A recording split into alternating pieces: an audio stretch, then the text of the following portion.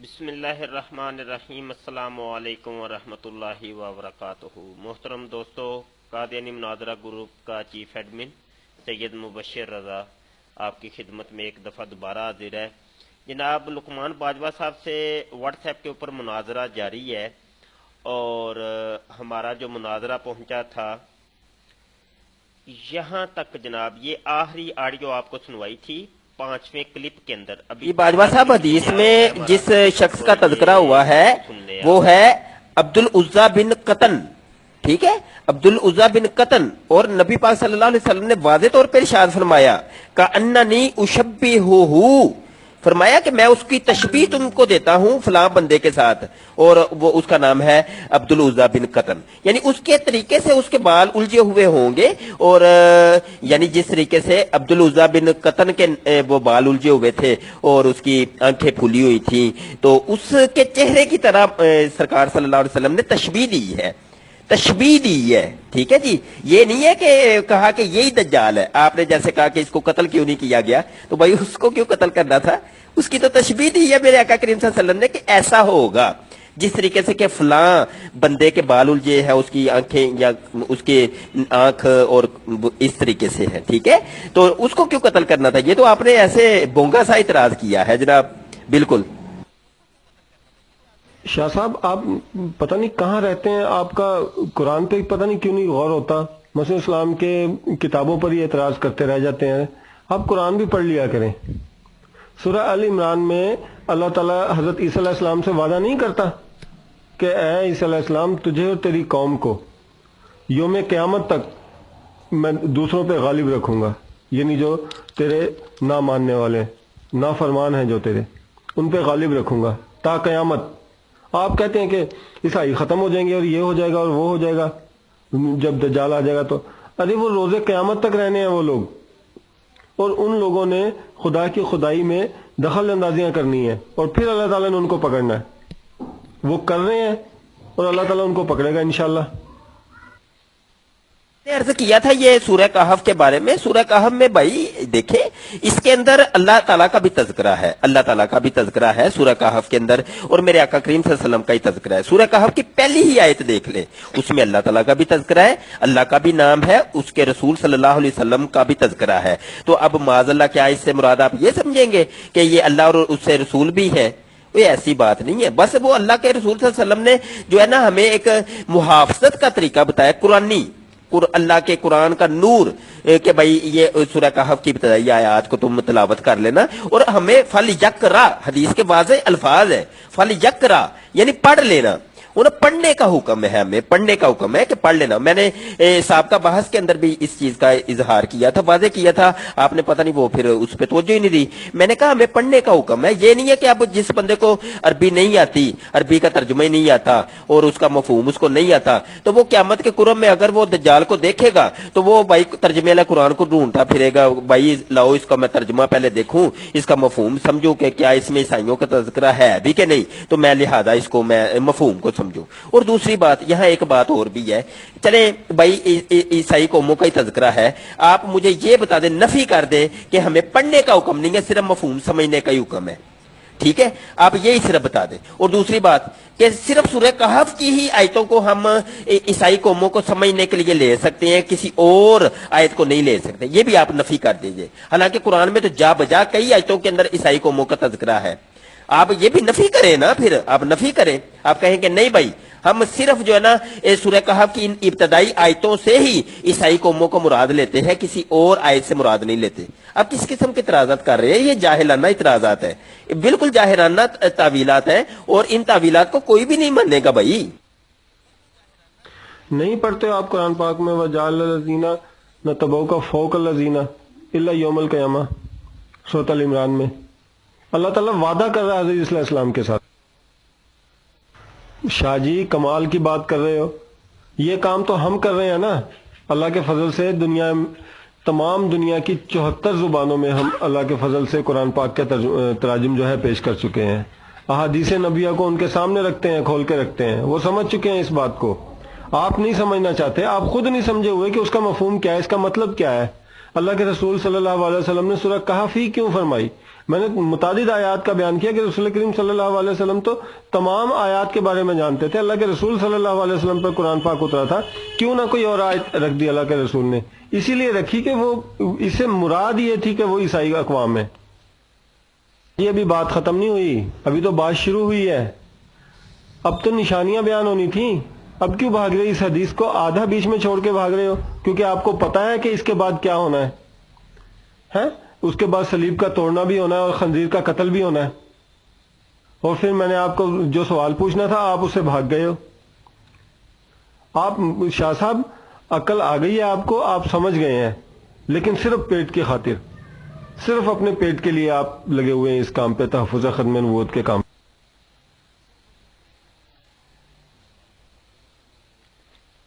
یہ مربی لوگ جب تھک جاتے ہیں، ہک جاتے ہیں نا، تو پھر یہی کہتے ہیں تم اپنے پیٹ کے لیے لگے ہو، یہ کر رہے ہو، وہ کر رہے ہو. پتہ نہیں کس قسم کی جاہلانہ سوچ ہے ان کی. تو یہ چونکہ ایک بحث ہماری دجال کے اوپر مکمل ہو گئی ہے، میں ان کو کہہ رہا ہوں کہ بھائی بقایا گفتگو آگے کر لیں گے. تو یہ اب جو ہے نا وہ پہلے تو انہوں نے کوئی دجال کے بارے میں تو تفصیلات بیان نہیں کی، حالانکہ دجال کی 13 علامتیں بیان ہوئی تھیں. آپ نے ابھی تک گفتگو کے اندر نوٹ کیا ہوگا کہ 13 علامتیں بیان ہوئی ہیں دجال کی، لیکن کسی ایک چیز کے بارے میں بھی مربی صاحب صرف 2 چیزوں کی تعویل کی ہے، اور بقایا 11 چیزیں جو ہے نا ان کو انہوں نے ویسے ہی ترک کر دیا، چھوڑ ہی دی ہے، اس کے بارے میں گفتگو ہی نہیں کی. ایک دجال کے گنگریالے بالوں کا تذکرہ تھا، نمبر 2 پھولی آنکھوں کا تذکرہ تھا، نمبر 3 خروج وہ شام اور عراق کے درمیان سے نکلے گا، نمبر 4 5 دائیں بائیں فساد وبا کرے گا، سورہ کہف کی آیات کے تلاوت کرنے کا ہمیں حکم تھا، نمبر 6 40 دن تک وہ رہے گا، نمبر 7 نمازیں 40 دن کے اندر پڑھنے کا ہمیں حکم ہے، اور وہ قوم کی طرف جائے گا تو ایمان لے آئے گی، بارش برسائے گا، وہ زمین سے سبزہ اگائے گا، جانوروں کے تھن جو ہے نا بھر جائیں گے، وہ قوم کے خزانے ابل آئیں گے، زمین اپنے خزانے اگل دے گی، آدمی کے 2 حصے کرے گا، 2 ٹکڑے کرے گا. یہ ساری چیزیں بحث ہوئی ہیں، لیکن قادیانی مربی لقمان باجوہ صاحب نے صرف ان ساری چیزوں کو چھوڑ دیا ہے، ان کو خرد بردی کر گئے ہیں، اور صرف 2 چیزوں کی وہ بھی تعویل کی ہے. وہ بھی سورہ کہف کا بھی انہوں نے کہا بس عیسائی قومیں یہاں سے مراد ہیں، اور بس پتہ نہیں انہوں نے جو کچھ. اور شاہ جی دوسری بات میں آپ کو یہ بتا دوں آگے جناب ان کی آڈیو سننے کیا کہتے ہیں. جن ظاہری نشانیوں کے مطابق آپ حضرت عیسیٰ علیہ السلام کا انتظار کرتے ہیں، اگر وہ تمام ظاہری نشانیوں کے ساتھ حضرت عیسیٰ علیہ السلام آ جاتے ہیں اس دنیا میں، تو میرے بھائی کون پاگل ہوگا جو حضرت عیسیٰ علیہ السلام کو نہیں مانے گا؟ کون پاگل ہوگا جو حضرت عیسیٰ علیہ السلام کی مخالفت کرے گا؟ کس بیوقوف کو ایسا ہوگا کہ وہ حضرت عیسیٰ علیہ السلام کے ہاتھ پہ بیعت نہ کرے؟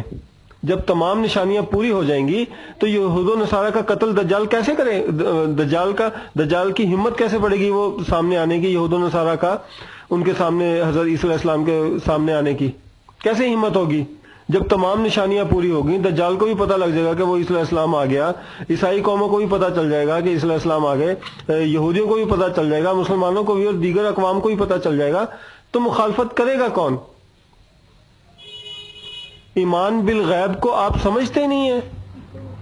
کیا مقصد ہے ایمان بالغیب کا؟ کیوں ایمان بالغیب کا قرآن پاک میں ذکر کیا گیا؟ کیا قرآن پاک میں یہ کہا گیا؟ میں اگلی آڈیو میں بتاتا ہوں. قرآن پاک میں یہ کہا گیا کہ یہ میز ہے، یہ کرسی ہے، یہ ٹیبل ہے، یہ دروازہ ہے، یہ کھڑکی ہے، اس پہ ایمان لاؤ. کیوں اللہ تعالیٰ نے یہ فرمایا کہ فرشتوں پہ ایمان لاؤ؟ کیوں اللہ تعالیٰ نے فرمایا کہ اللہ تعالیٰ کی کتابوں پہ ایمان لاؤ؟ کیوں اللہ تعالیٰ نے یہ فرمایا کہ اللہ کے نبیوں پہ ایمان لاؤ؟ کیوں ایسا فرمایا؟ کیونکہ ایمان بالغیب کا ذکر ہے. ایمان بالغیب کا مطلب یہ ہے کہ جن چیزوں میں انسان جس چیز پہ شک کرتا ہے ان چیزوں کو اللہ تعالیٰ نے اس کے سامنے رکھا کہ اس پہ ایمان لاؤ. کیونکہ انسان کے دل میں ہوتا ہے پتہ نہیں 1,24,000 آئے کہ نہیں آئے، پتہ نہیں کیا ہوا. اللہ کی کتاب پر ایمان لاؤ، اب پتہ نہیں اللہ کی کتابیں 4 ہیں یا نہیں ہیں، پتہ نہیں وہ پہلے آئی تھی یا نہیں. اللہ کے نبیوں اللہ کے فرشتوں پہ ایمان لاؤ، پتہ نہیں اس کے بارے میں بھی علم نہیں رکھتے کئی لوگ. اعتراض کرتا ہے انسان جس چیز پہ اللہ تعالیٰ نے اس پہ ایمان لانے کے لیے فرمایا، کیونکہ اللہ تعالیٰ حق جانتا ہے، اور مومن وہی ہوتا ہے جو اللہ تعالیٰ کی ان چیزوں پہ ایمان لائے جس پہ اللہ تعالیٰ نے فرمایا، جس پہ اس کو شک ہوتا ہے. ایمان بالغیب ہے یہ، اور آپ ظاہری چیزوں پہ آ رہے ہیں.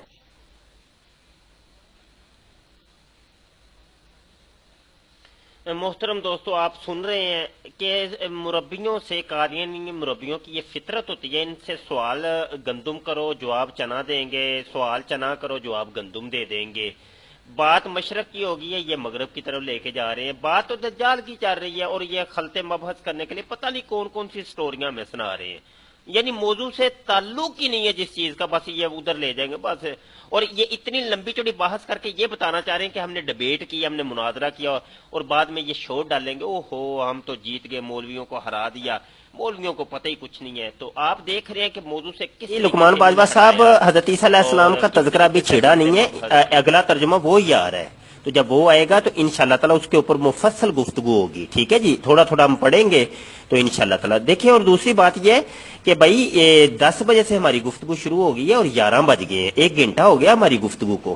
تو آپ کو جو کہنا تھا آپ نے کہہ لیا، اور جو میں نے کہنا تھا میں نے کہہ لیا. جتنے جو ہے نا آپ نے تعویلیں کرنی تھی آپ نے کر لیں، اور جو میں نے تشریحات کرنی تھی وہ میں نے کر لی ہیں. تو میں سمجھتا ہوں کہ دجال کے اوپر ہماری بحث ختم ہو چکی ہے. آپ اس کو عیسائی قوم میں مراد لیتے ہیں، ہم اس کو شخص واحد مراد لیتے ہیں. تو بات تو تقریباً کمپلیٹ ہے. بقایا جو ہے نا وہ ہم یہ ویڈیو پیش کر دیں گے عوام کے سامنے، تو فیصلہ وہ خود کریں گے. ٹھیک ہے جناب. اگلی حدیث نہیں، اسی حدیث کے اگلے حصے پہ بات ہوگی. اب بھی کرنا ہے تو اس کے بعد ظہر کا وقت ہو جاتا ہے. اب موسم جو ہے چینج ہو گیا ہے، تو ظہر کے بعد ایک دم عصر کا وقت ہو جاتا ہے، تو اس کے بیچ میں وقت نہیں ملتا. اور عصر کے بعد ایک دم مغرب اور پھر عشاء کا وقت ہو جاتا ہے. اس لیے میرے پاس نمازوں کے بیچ میں وقت نہیں ہوتا.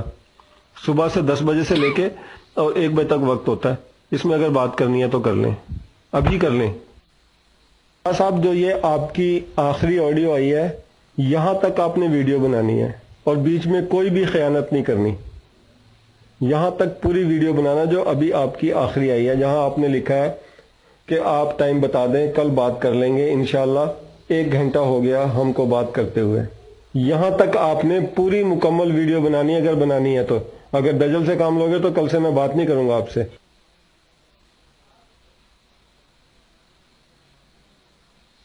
جی دوستو، یہ الحمدللہ ہم نے بہت سچائی کے ساتھ ایک ایک آڈیو کو پیش کیا. کوئی بھی ہمیں یہ کہہ نہیں سکتا. چیلنج ہے ہمارا کہ لقمان باجوہ صاحب سے بھی، ان کے پاس بھی یہ ریکارڈ موجود ہے. یہ ضروری نہیں کہ ہمارے پاس ہی ہے. اگر کوئی چیز ہم نے چھوڑی ہے، کوئی آڈیو چھوڑی ہے تو ہمیں بیان کر دیں. اور ابھی تک یہ 6 کلپ تقریباً ہو گئے ہیں، اور ابھی تک جی دجال کی بحث مکمل ہو گئی ہے. اور جناب اس کے بعد جو ہے نا ہماری پھر اور بحث ہوئی ہے، وہ ہم 7ویں کلپ میں آپ کو پیش کریں گے، جس میں حضرت عیسیٰ علیہ السلام کے نزول کا تذکرہ ہے، اور آگے گفتگو ہماری شروع ہوئی ہے. جی دوستو، ابھی تک جو کچھ ہوا اس کا لب لباب اور خلاصہ بیان میں یہاں کر دوں کہ یہ حدیث ہے جناب. اور اس حدیث میں سب سے پہلے نبی محترم صلی اللہ علیہ وسلم نے دجال کے آنے کا تذکرہ کیا، اور فرمایا کہ اگر میرے دور میں ہی آ گیا، میری حیات میں ہی آ گیا تو میں اس کا مقابلہ خود کروں گا. اگر نہ آیا تو اس کا مقابلہ تم نے اس طریقے سے کرنا ہے کہ سورہ کہف کی ابتدائی آیات کی تلاوت کر لینی ہے. اور یہاں سے ہماری گفتگو ہوئی تھی، اور مربی صاحب نے کہا کہ اس سے مراد عیسائی قومیں ہیں، دجال سے مراد کوئی دجال شخص نہیں ہے. ٹھیک ہے جی. حالانکہ نبی محترم صلی اللہ علیہ وسلم نے خود فرمایا میرے دور میں اگر آ گیا تو میں خود مقابلہ کروں گا. حالانکہ عیسائی قومیں تو اس وقت بھی موجود تھیں. عیسائی قوم تو میرے آقا کے دور، بلکہ سرکار صلی اللہ علیہ وسلم کی پیدائش مبارک سے پہلے کی عیسائی قومیں ہیں. لیکن عیسائی یہ مرزئی کہتے ہیں کہ نہیں جی دجال سے مراد عیسائی قومیں. اب میرے آقا کریم صلی اللہ علیہ وسلم نے اس ایک شخص کی جس کو دجال کہا گیا اس کی 13 علامتیں گنوائیں. وہ 13 علامتیں یہ لکھی ہوئی ہیں، میں آپ کو پڑھ کے سنا دیتا ہوں. اور قادیانی مربی نے کسی 1 یا 2 چیزوں کے اوپر گفتگو کی ہے، بقایا 11 چیزوں کو تقریباً خرد بردی کر گئے ہیں مربی جی. دیکھیے گا، سنیے گا. نمبر 1 دجال کے گنگریالے بالوں کا تذکرہ. نمبر 2 اس کی پھولی ہوئی آنکھیں ہوں گی. نمبر 3 ہمیں سورہ کہف کی ابتدائی آیات کے پڑھنے کا حکم. نمبر 4 کہ وہ شام اور عراق کے درمیان سے نکلے گا. نمبر 5 دائیں بائیں وہ فساد بپا کرے گا. नंबर 6 वो 40 दिन तक रहेगा, उसका पहला दिन साल के बराबर, दूसरा महीने के बराबर, तीसरा हफ्ते के बराबर और अगले अयाम जो है आम दिनों के बराबर होंगे। नंबर 7 हमें जो है ना, जो साल का वो दिन होगा या एक महीने का दिन होगा, उसमें नमाजें पढ़ने का बकायदा तरीकेकार नबी मोहतरम सल्लल्लाहु अलैहि वसल्लम ने फरमाया कि तुमने नमाजें कैसे पढ़नी है। नंबर 8 वो किसी कौम की तरफ जाएगा तो वो कौम ईमान ले आएगी उसके ऊपर। नंबर 9 वो आसमान की तरफ इशारा करेगा, बारिश हो जाएगी। नंबर 10 वो जमीन में से इशारा करेगा तो वहां से सब्जा उगाएगा। नंबर 11 जानवरों के अंदर, जानवरों के थन जो है ना दूध से भर जाएंगे। नंबर 12 कौम को ऐसे खजाने वो निकाल निकाल के दिखाएगा, जमीन से खजाने निकल आएंगे। और नंबर 13 एक आदमी को बुलाएगा, उसके 2 टुकड़े करेगा, एक को दाएं रखेगा, एक को बाएं, फिर उसको बुलाएगा, शोभदाबाजी करेगा तो वो जिंदा उठ के हंसता हुआ आ जाएगा। यहां तक दज्जाल की 13 अलामतें, तकरीबन 13 या 14 के लगभग अलामतें बयान हुई हैं। और जनाब अली मोहतरम इसमें से सूरह कहफ के ऊपर जो फल तकरा का लफ्ज था उसके ऊपर मरज़ईन ने, कादियानी मुरब्बी साहब ने गुफ्तगू की है कि लो जी हमें जो ना वहां ईसाई कौमों का तज़किरा है, उसका रद्द हमने कर दिया कि भाई ईसाई कौमों का तज़किरा कहां है, वहां तो अल्लाह का भी तज़किरा और अल्लाह के रसूल का भी तज़किरा है। क्या माज़ अल्लाह अस्तगफिरुल्लाह, अल्लाह और उसके रसूल से भी पनाह मांगने का हमें हुक्म है? फिर क्या इसको भी तुम दज्जाल कहोगे अस्तगफिरुल्लाह? अगर तो तुम इससे मुराद ये ले रहे हो कि भाई उसके अंदर ईसाई कौमों का तज़किरा है, लिहाजा इस तौर पे हमें जो है ना ईसाई कौमें मुराद है, तो ये तो रद्द हो जाती है ये दलील। इस दलील का हमने रद्द कर दिया अल्हम्दुलिल्लाह। इसके बाद कादियानी मुरब्बी ने एक तवील और पेश की थी कि वो आसमान की तरफ देखेगा तो बारिश हो जाएगी। लो जी ईसाई कौमें जो है ना वो भी आजकल ईसाई जो है ना वो बारिश का बरसा रहे हैं, वो ऐसी उन्होंने कोई साइंसी इजादात की हैं कि वो मसनूई बारिश बरसाते हैं। तो मैंने तो इसका रद्द इस तौर पे कर दिया था कि ये तो मुसलमान भी करते हैं, ये सिर्फ ईसाई नहीं करते बल्कि यहूदी भी कर रहे हैं, बल्कि हिंदू भी कर रहे हैं। तो क्या ये यहूदी और हिंदू और मुसलमान सबको दज्जाल कहा जाएगा? हालांकि ऐसा बिल्कुल नहीं है। इन दोनों दलीलों का, ये 2 दलीलें इन्होंने पेश की थी, इन दोनों का रद्द हमने अल्हम्दुलिल्लाह कर दिया। और बकाया 11 चीजें उसको तो मरज़ई मुरब्बी ने टच भी नहीं किया, बिल्कुल खुर्द बुर्द। और मैं आपको मोहतरम सामीन ये एक बात बता दूं कि ये तमाम कादियानी मुरब्बी के लिए चैलेंज है और ये हदीस बहुत पेश की जाती है। ये हदीस इसी वजह से हमने शुरू की थी। ये कहते हैं देखो जी मुस्लिम के हदीस में 4 दफा नबीउल्लाह आया है, 4 दफा नबीउल्लाह आया है। मतलब यह कि ये मिर्जा कादियानी को इस हदीस में से निकालना चाहते हैं और लोगों को ये पूरी हदीस पढ़ के नहीं सुनाते।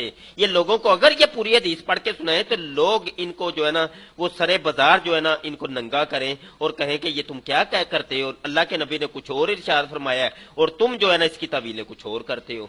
तो कादियानियों की हकीकत, मरज़इयों की हकीकत और जमात अहमदिया की हकीकत जो है ना मोहतरम सामीन आपने देख ली होगी कि ये किस किस्म का दजल और फरेब और झूठ लोगों को बयान करते हैं और इनके पूरे मजहब की बुनियाद झूठ के ऊपर बंधी हुई है। तमाम मजहब की बुनियाद जो है ना ये चैलेंज है कि झूठ के ऊपर है और उस चैलेंज के जो हमने किया था उसका सबूत दे रहे हैं हम ये मुनाजरा करके। और हमारा अगले क्लिप्स भी आप सुनिएगा, बहुत आपको लुत्फ आएगा और बहुत नई नई मालूमात आपको मिलेगी कादियानी ज़हनियत के बारे में इंशाअल्लाह ताला। और ये हमारा मौजू और ये मुनाजरा जारी है, हम इस हदीस को मुकम्मल करेंगे, इसके एक एक पैरे के ऊपर गुफ्तगू करेंगे इंशाअल्लाह ताला। अस्सलामु अलैकुम व रहमतुल्लाहि व